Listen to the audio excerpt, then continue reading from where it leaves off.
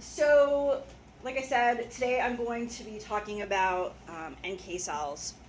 And last time I talked about the fact that NK cells are difficult for our general sort of classification schemes.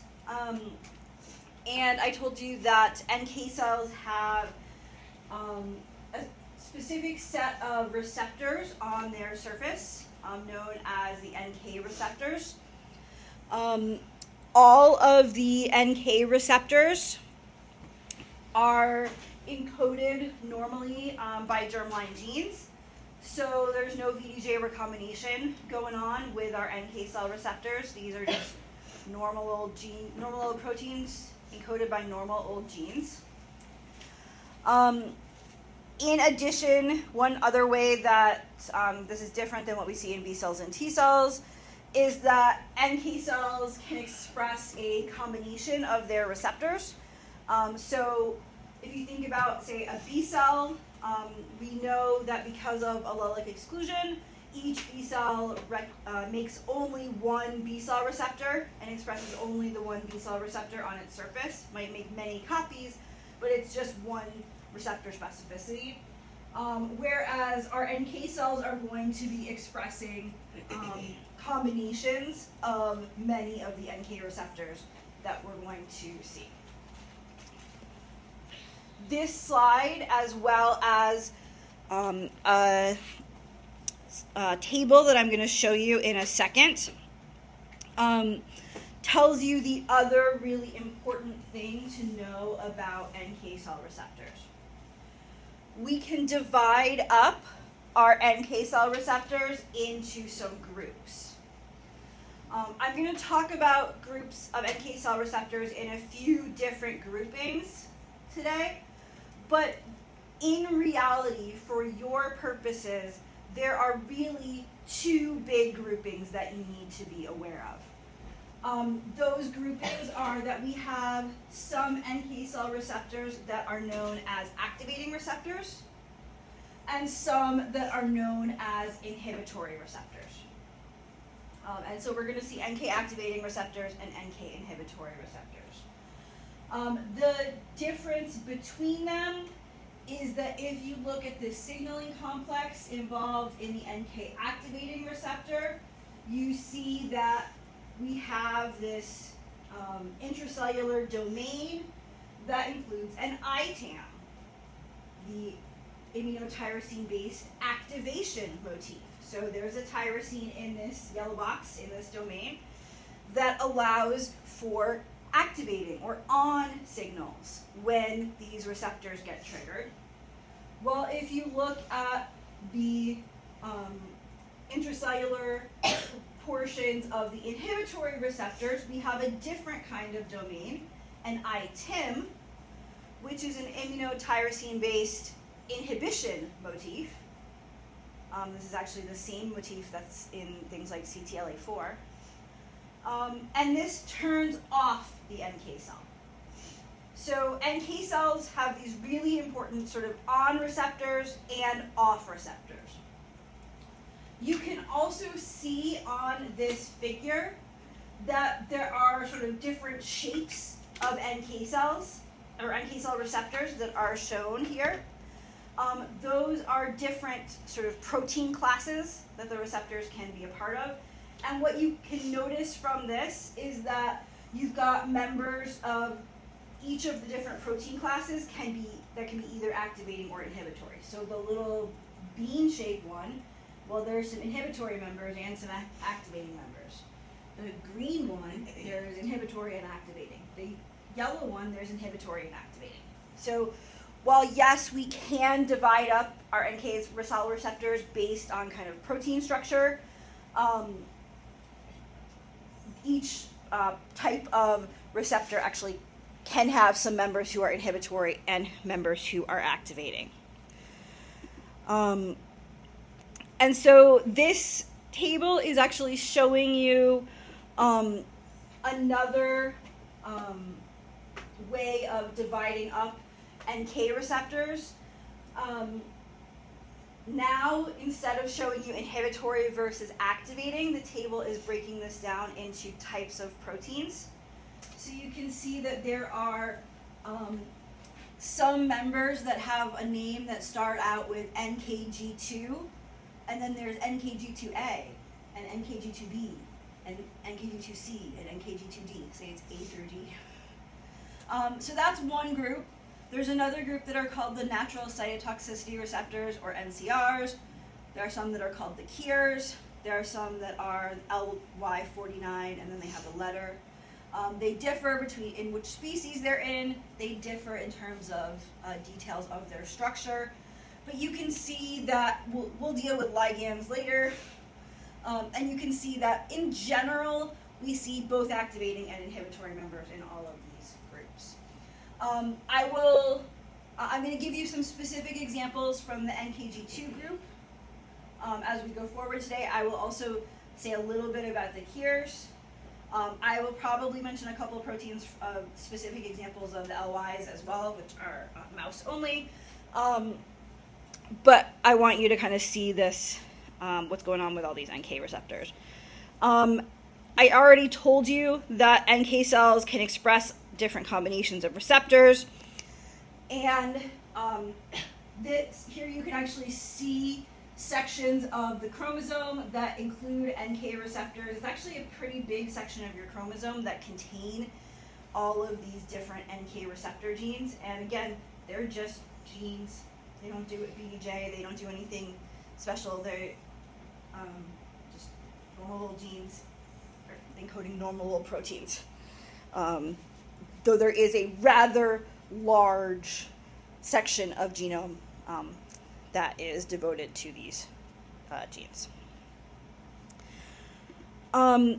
So our understanding of what's going on with NK cells really starts with the information that came from this study.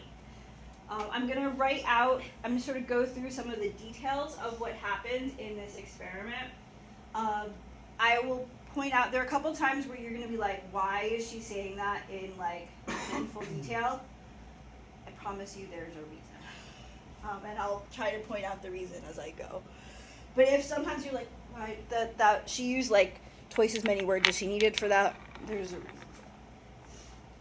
that. And so in this study, investigators were trying to understand some things about tumors and tumor biology. And they had a mouse, and that mouse was an H2B mouse, mouse of the H2B MHC type. They could take a tumor that they had growing in the lab. So these are tumor cells growing in the lab. And the tumor was also of the H2B type. Officially, the name of the tumor here is RMA. And so when they injected this tumor into the mouse got a tumor. And then the mouse died.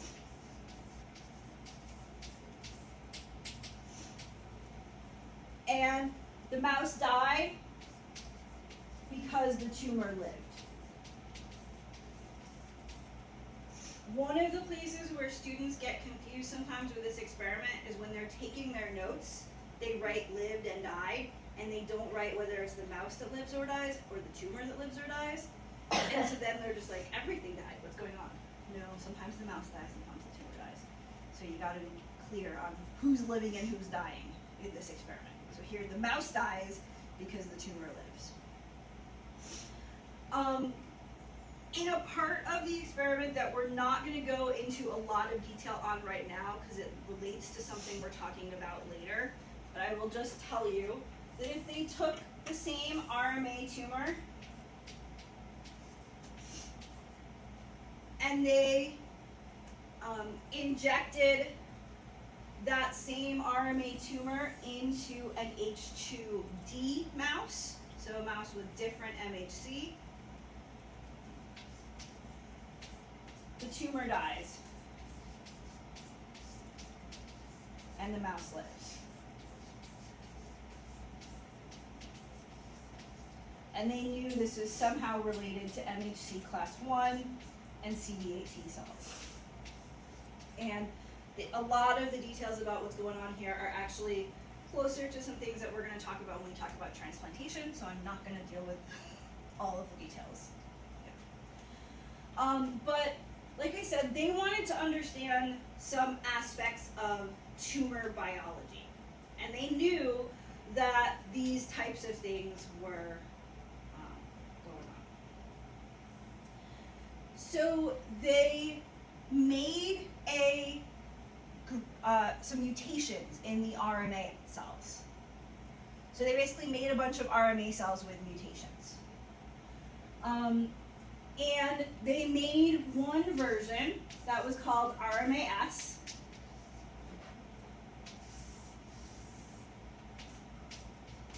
Have their H2B mouse. They put RMAS into the mouse. And when they do that,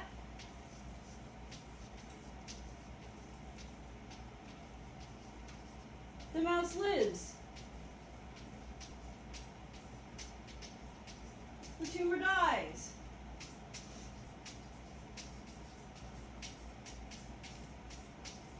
The immune system killed the tumor. Hooray!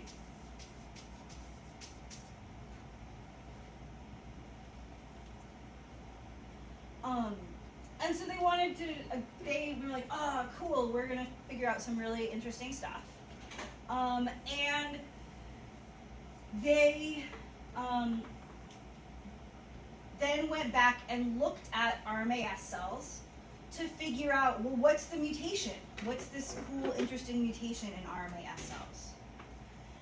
And the RMAS cells have no MHC class 1 on their surface.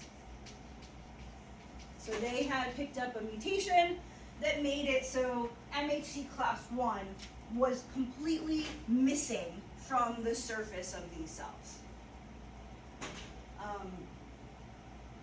And so one thing that we can know from this situation is that this isn't the CD8 T cells doing stuff with MHC class 1, because the whole point is MHC class 1 is missing. They actually did the experiment where they put MHC class 1 back. Suddenly, the tumor would kill the mouse again.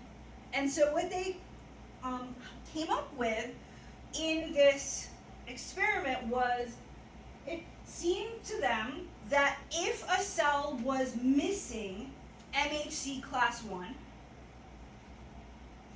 that there was some kind of immune response that would get rid of that cell. You can kind of see that from the title here. Selective rejection, aka killing, of H2 deficient variants, MHC missing cells. So the killing of MHC deficient cells suggests alternative immune defense strategy, suggests there's some immune response we do not yet know about. Just to be clear, yeah.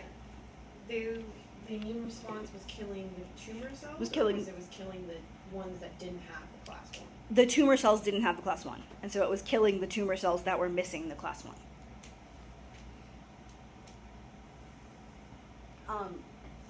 And so the idea that sort of came from this is known as the missing self hypothesis. And so the idea with the missing self hypothesis is that they hypothesize there is some branch of the immune system that is actually looking to see whether or not a cell has MHC class 1 on its surface. And if a cell has MHC class 1, is missing MHC class 1 on its surface, we kill that cell. So it's not just like we're recognizing self versus foreign, we also are recognizing the lack of self, or missing self. And so this is why it is so important that when we talked about MHC class 1, you realize that self-peptides are always being presented. In a normal setting, all nucleated cells should be presenting on MHC class 1. They should be at least showing their self-peptides. That might not turn on a T cell, but they should have MHC class 1 self-peptides on their surface to be presented. And this, you might imagine, can prevent them from getting detected by this missing self situation. I will also say that, again, because this is such a critical principle for so many parts of immunology, I made sure there was a question about this on exam 2, which I will give you back at the end today, and 100% of you got it right. So, good job. So why is it that a cell might not express MHC class 1? So here I'm telling you that we should see MHC class 1 always being presented. And I've told you about one situation where we might have a cell that is not presenting on MHC class 1. Why might we have a cell that is not presenting on MHC class 1? Yeah, Jonah. Didn't we say that there were a number of viruses that try to stop that from happening? Why, yes, we did. So there are a lot of viruses, particularly the large DNA viruses, that act to evade MHC class 1 and do things like pull MHC class 1 off the surface of the cell, pull it out of the ER, things like that. And some of those mechanisms of evasion basically make the cell have no MHC class 1. It stops all MHC class 1, whether it has a viral peptide or a self-peptide on it. And this is good for the virus because now the virus isn't getting presented. It can, hide from CD8 T cells. But this is such a common strategy that we have this immune defense that has evolved to actually help us get around some of these viruses. The way I just phrased that, there's some problems with the way I just phrased that, but we'll live with it. We also know now, and again, I'll say more about this a little bit later, there can be some other situations where a cell might stop presenting on MHC class 1. The sort of overview that I'll give you on that, at least for right now, is if this cell is under a lot of stress. The cell might or if the cell is somehow, not working totally well, the cell has some problems, it's possible that its MHC class 1 presentation might get messed up. So if a cell doesn't have MHC class 1 on its surface, then that cell is either infected with one of these viruses, or that cell is otherwise has a problem. In either case, the idea is that we want to get rid of that cell.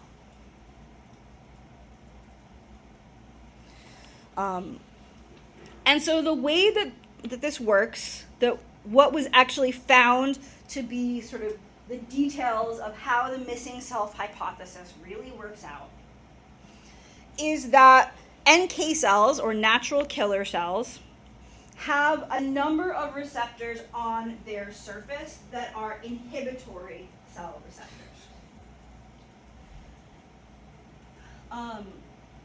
And you can see a list of some of these inhibitory NK receptors here. They can be parts of different kinds of protein families, but there is one really major thing that we see in common with these NK cell receptors. And this is shown if you look at what it says for ligand structure for MHC class 1. So what do you notice about what's listed for ligand structure, the ligand structure for inhibitory NK cell receptors? I phrased things very badly on that sentence.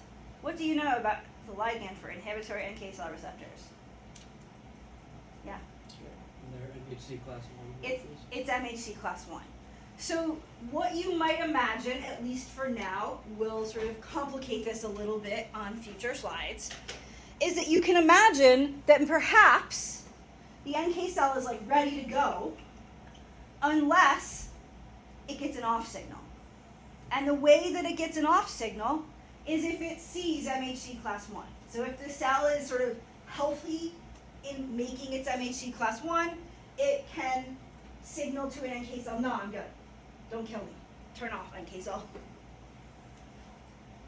And that's basically what we see with most of our NK inhibitory receptors. You can see a bunch of NK inhibitory receptors on the left. Again, they fall into a few different protein categories. You can see that I have this listed. I was clearly a little out of date on my naming because I wrote KIR at the top, KIR, which is one of the protein families that is involved in as an NK receptor. When the KIRs were first described, they were named the killer inhibitory receptors. Then we found out there were some activating ones. And then killer inhibitory receptor was kind of a bad name when there was some activating ones. But we also realized they have an immunoglobulin domain. So now they're killer immunoglobulin domain receptors. And we got to keep KIR. So I have the slide titled as if this is about just KIRs, but it's actually true of any inhibitory receptor, whether it's part of the KIR family or not. Wait, so what, I'm sorry, what's KIR then? KIR currently stands for killer immunoglobulin-like receptor. It's one of the protein families that are NK's receptors. At first, we thought they were all inhibitory. Now we know they're not. But what I'm actually trying to show you in the images on this slide is the most important part of this is on the right. So what I'm showing you on the right is that you've got an MHC molecule in orange, and specifically this is an MHC class 1. You've got a peptide in red. And you've got this dotted box, this dotted rectangle. The dotted rectangle is what a T cell would see if it was looking at the MHC plus peptide. It's sort of the angle that the T cell would be looking for.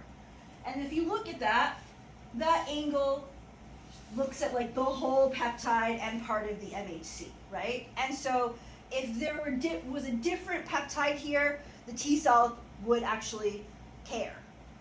It would be like, oh, you're my correct peptide, or oh, you're my wrong peptide. The NK cell binds over here, the NK cell receptor. And the NK cell receptor is largely just binding parts of the MHC molecule, and it doesn't really care about the peptide. So it's a peptide-independent binding. It's just looking to see, is there MHC on the surface? It doesn't really care if there's a peptide or whether the peptide is correct or not.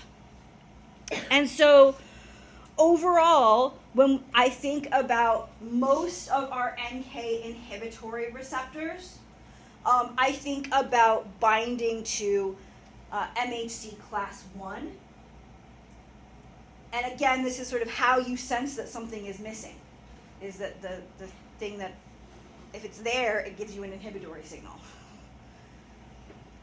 There are some other NK inhibitory receptors, and I want to tell you about one other example of an NK inhibitory receptor. This NK inhibitory receptor is known as NKG2A. And so we're going to see what NKG2A is doing here. Technically, NKG2A binds to a partner protein called CD94. We don't need to get super stressed about CD94. But if you look at NKG2A, NKG2A binds to a specific protein called HLA-E. On the CD94. It actually, so this is actually CD94 NKG2A. So I would say on the NKG2A. NKG2A binds to HLA-E.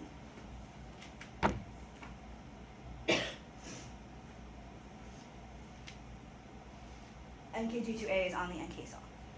Okay? If you hear the name HLA-E, what does HLA-E sound like to you?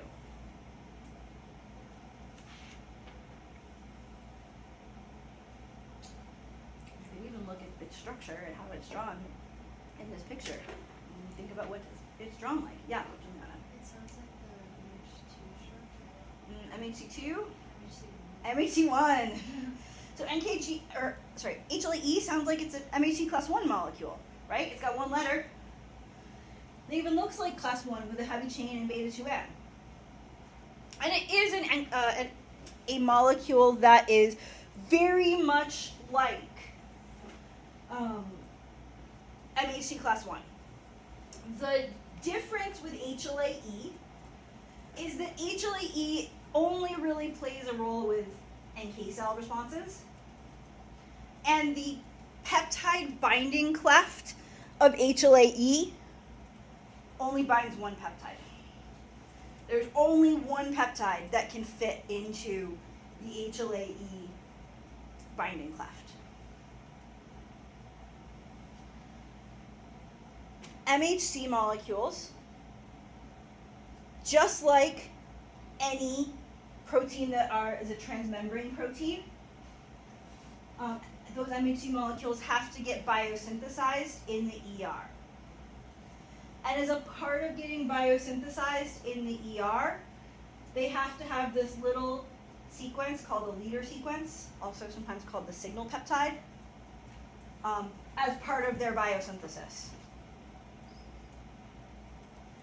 That leader sequence or signal peptide gets cut off as when you make that protein. HLA-E only can bind to leader sequences or signal peptides from other MHC molecules. That's the only peptide that HLA-E can present. And so the idea is that HLA-E is basically showing whether or not this cell is doing MHC biosynthesis. Is the cell trying to do MHC class 1 biosynthesis? And if the cell is not doing MHC class 1 biosynthesis correctly, then that is a problem. That is a reason maybe we don't want to turn off the NK cell.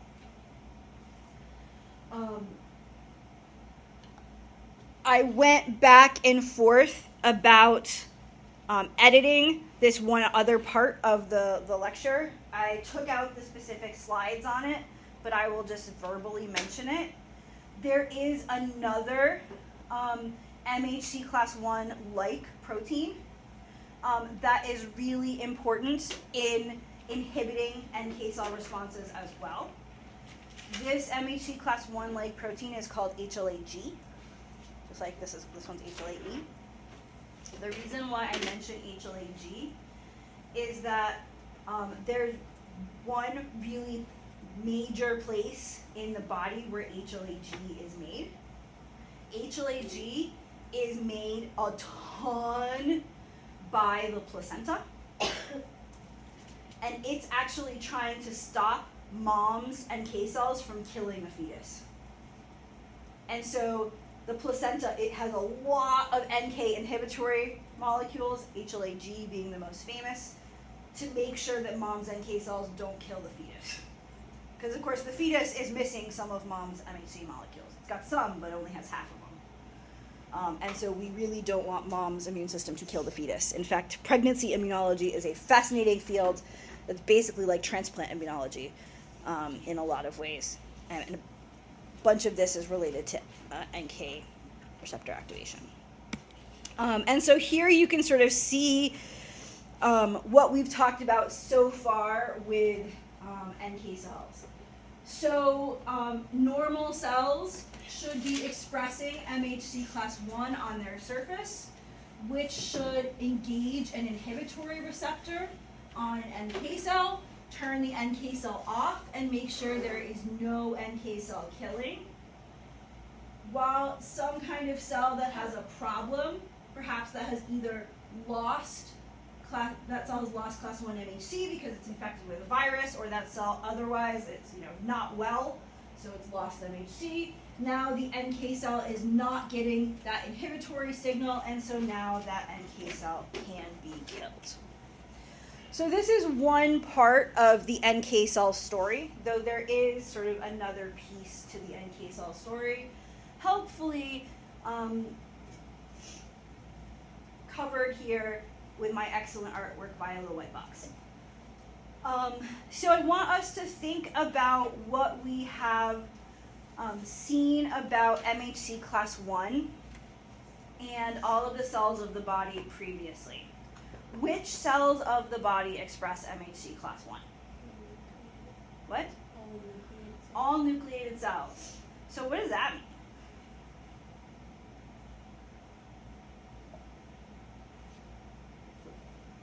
Are there any not nucleated? Yeah. Red blood cells. Red blood cells. So if it was just as simple as all this, can you imagine any problems in this scheme? So Juliana, you are shaking your head yes, you could imagine a problem. What problem would you imagine? Then the NK cells would try and kill all our blood cells. Yeah, if it was just what I'm telling you here, then NK cells would kill all your red blood cells.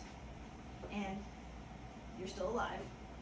So that seems not to happen. And so there actually is one other piece of NK cell biology, which is that NK cells also have this other group of receptors, which are known as the NK activating receptors. As you will see sort of in a few slides, the way NK cells really act, and I'll just flip ahead to this slide and then we'll come back, is that NK cells are basically making a sum of how many activating hits they get and how many inhibitory hits they get. So how many pluses and how many minuses. So if an NK cell gets mostly minuses, 2 signals from inhibitory receptors and only a little bit of a plus, well then minus wins, the NK cell is inhibited, the NK cell does not kill. The NK cell gets mostly pluses or only pluses and no minuses, well then that's easy, the NK cell kills. Things get slightly more complicated when we're getting like multiple inhibitory, multiple activating signals, but really you can think about it as a sum, and which one is there the most of, either the most inhibitory or most activating signals. And so in reality, the way that NK cells are working is that they're adding up how many inhibitory signals, how many activating signals they're getting. And if they ever get more activating signals than inhibitory, they will kill. If they get more inhibitory than activating, they will not kill. And so we need to talk a little bit about the NK activating receptors, what they are, what they bind, kind of their details. One of the things I like the most about the table that is on the left, talking about NK activating receptors, is the number of places where it has a question mark. Because there's a lot that we don't quite get about NK activating receptors. And so I can't give you like a statement of NK activating receptors work like this. Because there's a lot that we're still trying to figure out. You can see that they're members of different protein families, so they have different kinds of shapes. They have some different kind of ligands. And so instead of kind of telling you big picture a statement about NK activating receptors, I want to give you a couple of examples of NK activating receptors. But know that there are tons of NK activating receptors I could have chosen to tell you about. So one of the NK activating receptors that is shown here is known as CD16. And so you can see CD16 right here. CD16 is also shown right here. The image on the right is showing you basically an NK cell getting some signals from activating receptors, both at the top and at the bottom. Again, CD16 is one that I'm calling out here. And you can see another name for CD16, both in the image on the left and here in the image on the right.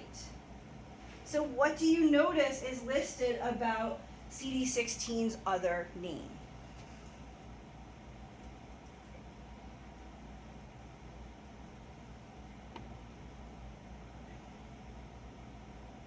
Yeah, David. The first 3 letters is the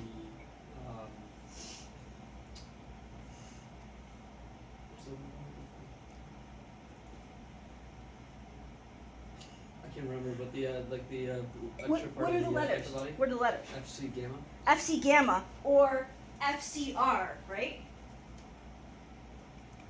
CD16 is an FC receptor. It's the receptor for the FC portion of an antibody. That sort of tail portion of an antibody, CD16 is a receptor for that tail portion of an antibody. And so you can see CD16 actually binds to the FC portion of IgG. And you can see that here. And so the way that this works with CD16 acting as an NK activating receptor is that CD16 is able to bind to IgG antibodies that might be bound to some other cell. And that will give the NK cell an activating signal so that the NK cell will kill this target cell. So if there are antibodies bound to a target cell, then that might be a signal that the NK cell should kill it. It turns out you already knew that. Because when we talked about antibody effector function, I told you about something called ADCC, antibody-dependent cellular cytotoxicity. It was one of the functions of antibodies. And in fact, I told you that really what the definition of ADCC is activation of NK cells. And so the idea is if you have some target cell that gets coated with antibodies, the CD16 FC receptor will bind to those antibody FC portions that will activate the NK cell to kill the target cell. And you can see that down here as well. Here's an antibody binding to an antigen that's on the surface of a cell. The NK cell can bind to the FC portion, and the NK cell can kill that target cell. So the FC receptor can be one type of NK activating receptor to allow for ADCC, antibody-dependent cellular cytotoxicity. Yep. Did you say it's only IgG? It is only IgG. So CD16 is specifically an FC gamma receptor.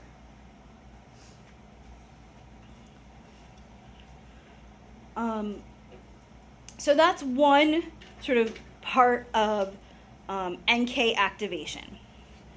The other thing I want to tell you about in terms of NK activation has to do with another NK cell activating receptor.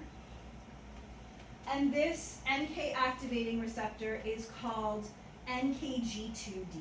So I'm also going to tell you a little bit about NKG2D and how NKG2D works.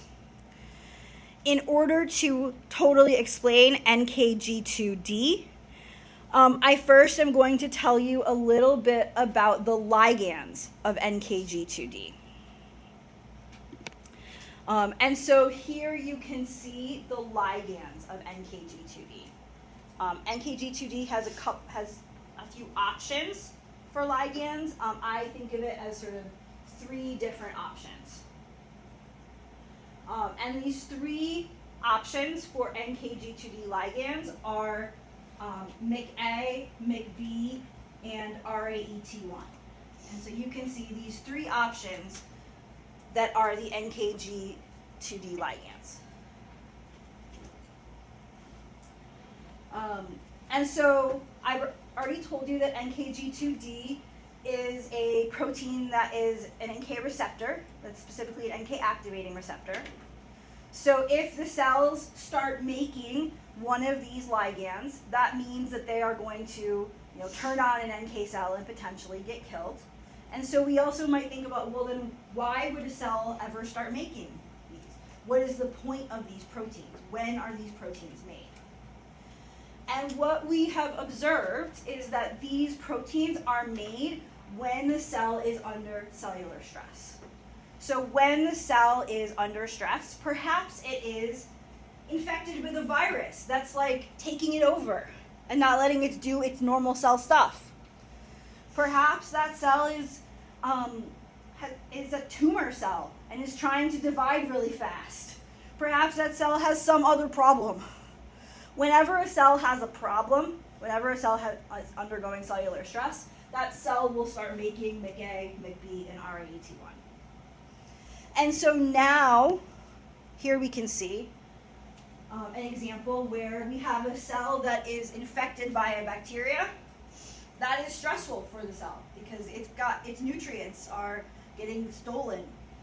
It's having to do things that are not what it wants to do. So that cell might make one of these proteins, like one of the MIC proteins, after it's been infected. Similarly, if we maybe have cells that have picked up mutations and are starting to replicate too fast, those cells might start to make MIC proteins. And now, these are going to allow for the cell to activate an NK cell receptor. And so now we're going to activate the NK cell. It may not be enough to fully turn on the NK cell to kill the cell, because we don't know if that cell has inhibitory receptors or not. But this is how the cell is going to be sort of giving some plus signals to the NK cell to potentially counteract any minuses. And so you can see this here, that if we have a healthy cell, it's making MHC class 1, it's also doing its MHC class 1 biosynthesis well, then we're going to inhibit the NK cell, no NK cell killing. If we make a lot of activating receptors and we're missing inhibitory receptors, now the NK cell is going to use its cytotoxic granules containing perforin and granzyme, the same stuff we saw CTLs contain, and it's going to kill this cell. And so again, here you can see the healthy cell turns on the inhibitory receptor, we inhibit. Unhealthy cell turns on the activating receptor, inhibitory receptor doesn't get turned on, so we activate the cell. This kind of makes it look like it's always, you only get activating or you only get inhibitory. In reality, it's really about a sum, and there are certain cases where the NK cell is getting some activatings and some inhibitories and is kind of doing some math of which one is it getting the most of to know whether or not to kill. So it's like these little balances where it's sort of weighing plus signals and minus signals. I mentioned the NK cell receptor genes earlier. I mentioned that it is a pretty large part of the genome. I also have told you that the MHC region of your genome is the most polymorphic region of your genome. So it's the one where there's the most different alleles. It's the one where everybody is likely to have a different gene, while for lots of places we all probably have the same one. The second most polymorphic region of your genome is the NK cell receptor portion. And so it does seem like people have a lot of differences in NK cell receptor genes. There's a lot of details of that we don't really get. But it does seem like there is quite a bit of variation between NK cell receptor genes. And the one thing I will say about that is that it does seem as though different NK cell receptor genes are also associated with better or worse outcomes with certain diseases. And so just like MHC types are really strongly associated with disease, there are also NK receptor types, NK receptor gene types that are pretty strongly associated with disease. And you can see that that includes things like viral infection, but that also includes things like cancers, autoimmune diseases, and even things like preeclampsia, which is not usually thought of as a particularly immune-mediated disease, as it's a complication, a pregnancy complication. And in fact, sometimes we even have determined that the association with a disease or not is actually based on if you have like a particular MHC and NK cell combo. Like, does your MHC and your NK cell work well together? Or do they not work well together? Do they not match together? And so sometimes actually whether or not there is a particular disease will be based on both the combination of your NK cell receptors and your MHC type. And how exactly your NK cells learn to care about your MHC type, we don't really know. But it is very much an area of investigation. So one of the things I told you about last time was that NK cells will provide a very early response to viral infection. And so here in yellow, you can see viral infection over time. You can see our adaptive immune response with T cells, here coming up a little bit later. You can see our innate immune cytokines coming up really early, and you can see our NK cell response also happening relatively early. Those NK cells are turned on by the NK receptors that we just talked about, which are not part of VDJ recombination. Those NK cells are also very much activated by interferon alpha and interferon beta, the type 1 interferons, which are made by the innate immune response. And so one of the big things that we talked about last time was this sort of conundrum about NK cells. In that in some ways, they seemed to align really nicely with innate cells, and in some ways they aligned really nicely with adaptive cells. And they kind of annoyed us because they defied classification. They did not read the textbook to think about where they should be classified. Some of the things like this, particularly those receptors being not happening through VDJ recombination, and the timing of NK responses, as well as the lack of specificity. Notice when I told you about those NK receptors, I didn't say they're responding to influenza, or they're responding to any particular microbe. They're not at all specific to any particular microbe. So in general, we kind of think of them, or we often thought of them as pretty innate cells. And where we are really, if I stopped right now talking about NK cells, we would be where we were when I finished graduate school. And right as I was finishing graduate school, some people did some experiments.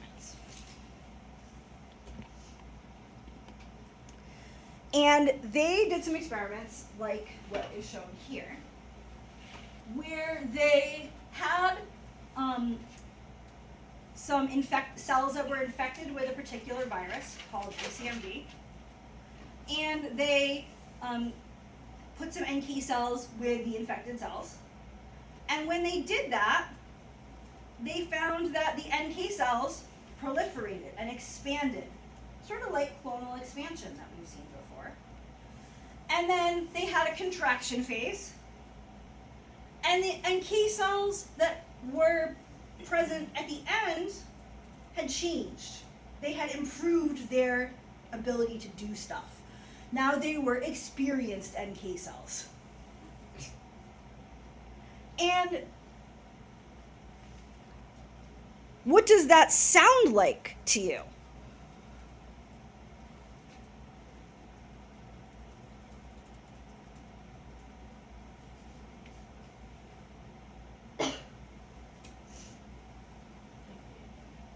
Your book. Memory cells. Sounds kind of like memory cells. It sounds like that sort of kinetics and memory response that we saw in adaptive immunity. But we just put these cells on the left side in the innate box. And just so you know, here's with this experienced NK cell. If you looked at that experienced NK cell in a dish, it was better at killing than the cell was before, than the naive cell. So it had really gotten this improved function, like we saw in the adaptive response, like we saw sort of that differentiation potentially towards a memory cell. You could also take those cells and inject them into neonatal mice who are really susceptible to this virus, and these cells would protect the mice, but naive cells wouldn't. And so again, that's actually a very classic kind of memory experiment. And so basically, in these experiments, people realized, it looks like these NK cells are showing evidence of memory responses. They did some additional experiments where they infected mice with this virus, MCMV, and they looked at the percent of these NK cells they saw over time. You can see they went from 1.23 to 1.88 to 19.9 to 13.9 to 3.92 to 1. Basically kind of that perfect expansion and then contraction that you saw of an adaptive response. Maybe a little early, but pretty much that same exact adaptive type response that you saw. Okay. They also could do this experiment, again, sort of like I told you, where they took these mice that are super susceptible to this virus, these neonatal mice, and they gave them either saline and then gave them the virus. That's in the blue bar. If you notice, or the blue line, notice all the mice died. They just got saline. They could give the mice naive NK cells, so NK cells that did not have the experience of viral infection. And you can see that did help the mice some. If they gave them 10 to the 4th or 10,000 naive NK cells.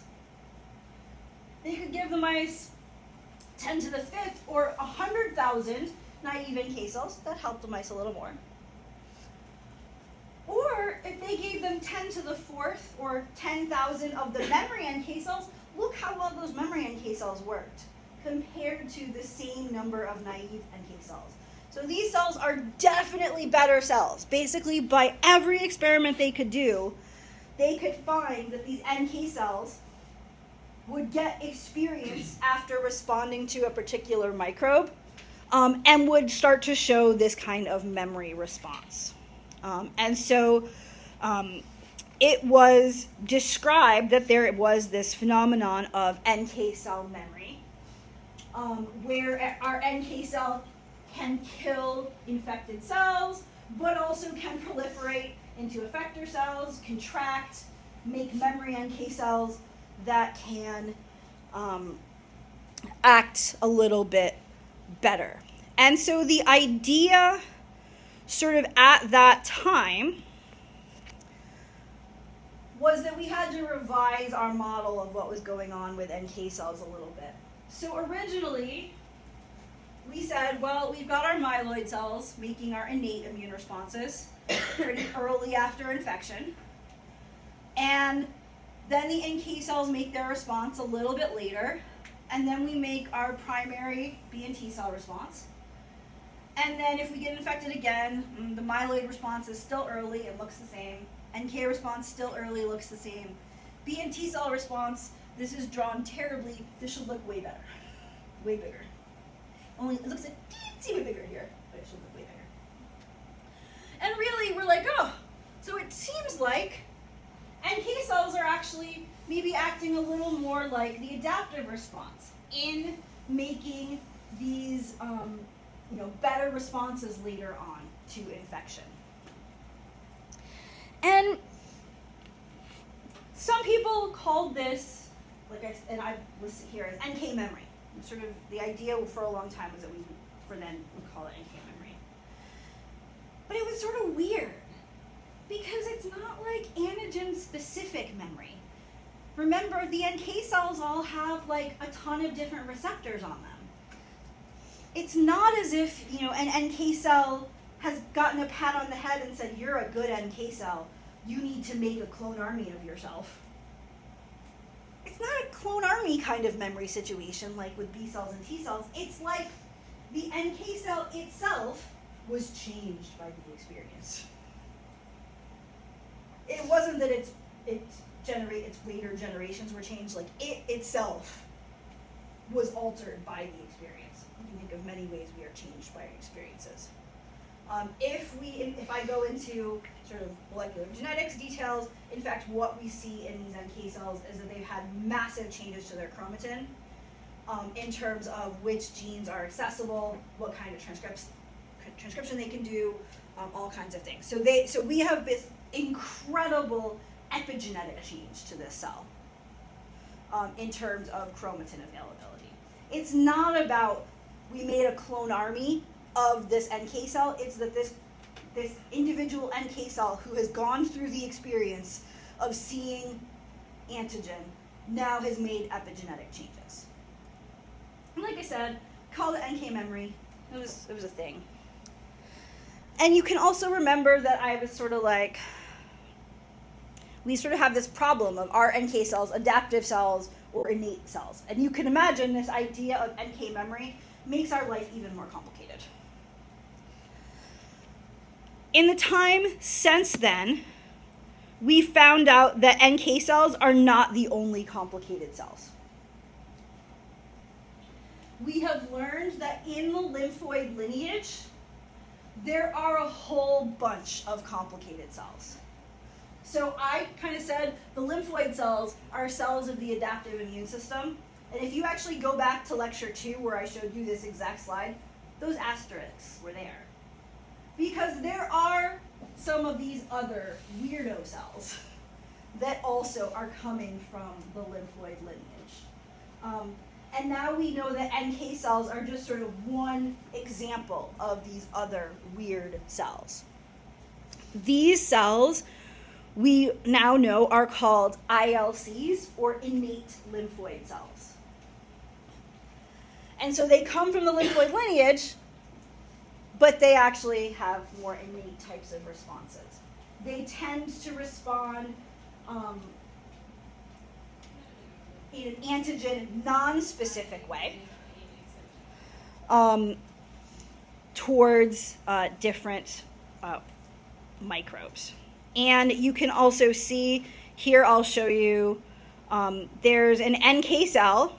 NK cells are one of our types of innate lymphoid cells. They make perforating granzymes and kill stuff. What does that sound like? If we thought about a parallel to adaptive immune cells?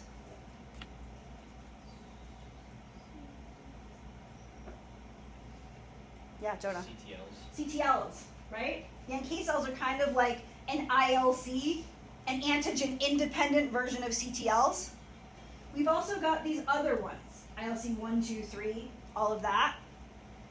Turns out they correspond to antigen-independent versions of our helper T cell or our CD4 subsets. So you can notice this here. Notice that ILC1, it gets turned on by this transcription factor, TBET. You ever heard of TBET? Yeah, that's the Th1 transcription factor. ILC2s that get turned on by GATA3. That was our Th2 transcription factor. ILC3s, they get turned on by ROR gamma T. That was our Th17 transcription factor. If we look at some of the other details, ILC1s, they were the ones that got turned on by TBAT. They also make interferon gamma. Oh my gosh, that's the same one that Th1s made. ILC2s are making IL4, IL5, IL16. ILC3s, IL22, IL17. So in fact, they are really nice parallels in a sort of antigen non-specific way. And so one thing we've realized is that we can see sort of antigen non-specific responses from some lymphoid cells. But we've also learned there's this other additional sort of thing that's going on. And we've given it its own name, which is trained immunity. So what we've learned with trained immunity is that we've always thought about, the innate immune response as rapid, non-specific, no memory, adaptive, slow, effective, memory. Here's our response. But we've learned that actually any of our innate cells, whether they be NK cells, whether they be macrophages or whatever, can be changed by their experience with a pathogen. Those changes are going to be epigenetic changes to the chromatin, what genes those cells are transcribing, and how well those cells activate. So in fact, you can have a quote-unquote memory macrophage that has previously seen a microbe. That quote-unquote memory macrophage is going to act better when it sees a pathogen. And it might not be the same pathogen that it saw before. It's just now going to act better because it's been through the ropes once. We end up not calling this memory because it's not antigen specific. We call it trained immunity. And so we would say that macrophage has been trained. And so here's an NK cell, here's a macrophage.